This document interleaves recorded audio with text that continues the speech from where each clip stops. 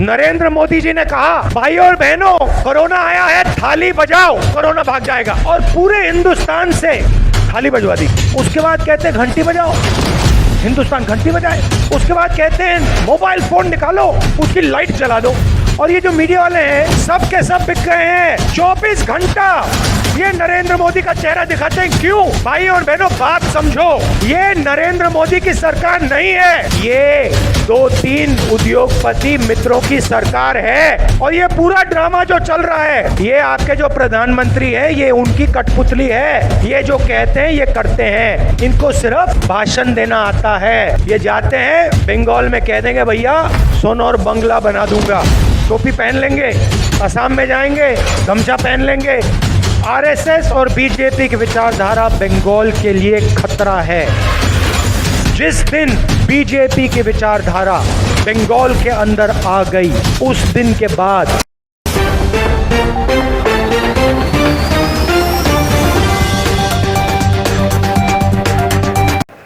नरेंद्र मोदी जी ने कहा,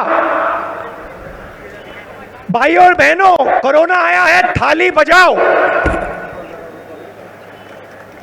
थाली बजाओ, कोरोना भाग जाएगा। और पूरे हिंदुस्तान से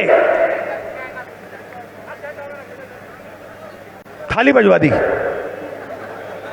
और पता नहीं क्या हुआ, हिंदुस्तान थाली बजाए। उसके बाद कहते हैं घंटी बजाओ, हिंदुस्तान घंटी बजाए।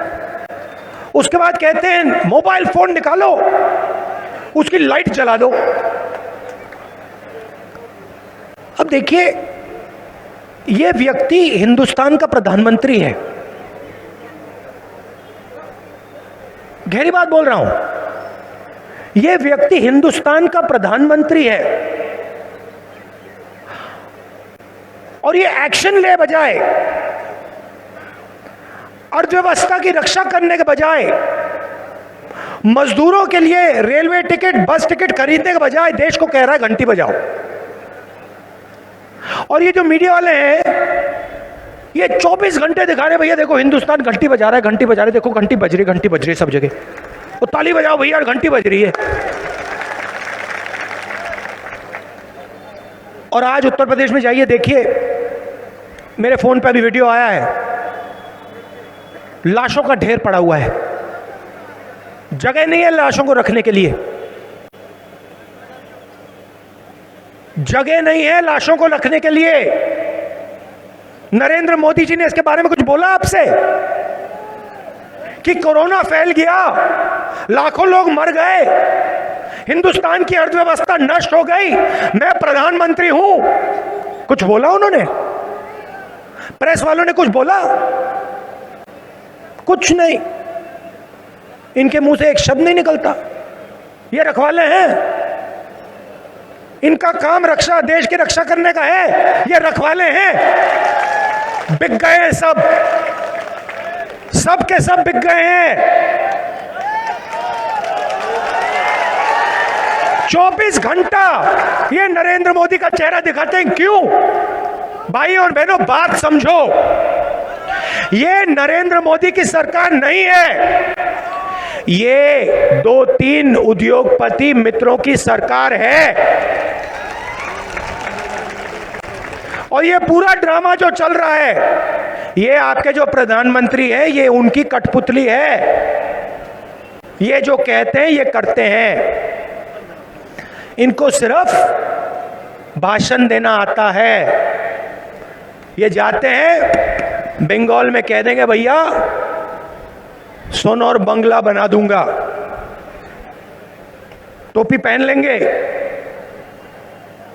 असम में जाएंगे, गमछा पहन लेंगे,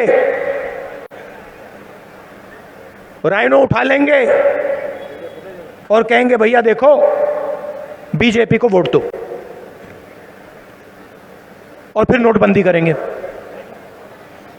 जीएसटी लागू कर देंगे। अब आप मुझे बताओ, यहां पे भारी भीड़ है, इस भीड़ में नोटबंदी से किसी को फायदा हुआ? कोई है यहाँ पे एक व्यक्ति जो कह सकता है हाँ भैया नरेंद्र मोदी ने फायदा करवा दिया? है कोई? क्योंकि मैं अपने बंगाली भाइयों और बहनों को बताना चाहता हूं, आपके सामने एक बहुत बड़ा खतरा है। जिस दिन बीजेपी की विचारधारा बंगाल के अंदर आ गई, उस दिन के बाद बंगाल में आग लगेगी और उसको कोई नहीं रोक पाएगा, क्योंकि ये इतना नफरत फैलाएंगे कि ये जो आपका प्यारा प्रदेश है ये जलेगा। याद रखना मैंने जो बोला है, मैं फालतू बात नहीं करता हूं, मैं सोच समझ के कहता हूं। आरएसएस और बीजेपी की विचारधारा बंगाल के लिए खतरा है, आपके भविष्य के लिए खतरा है।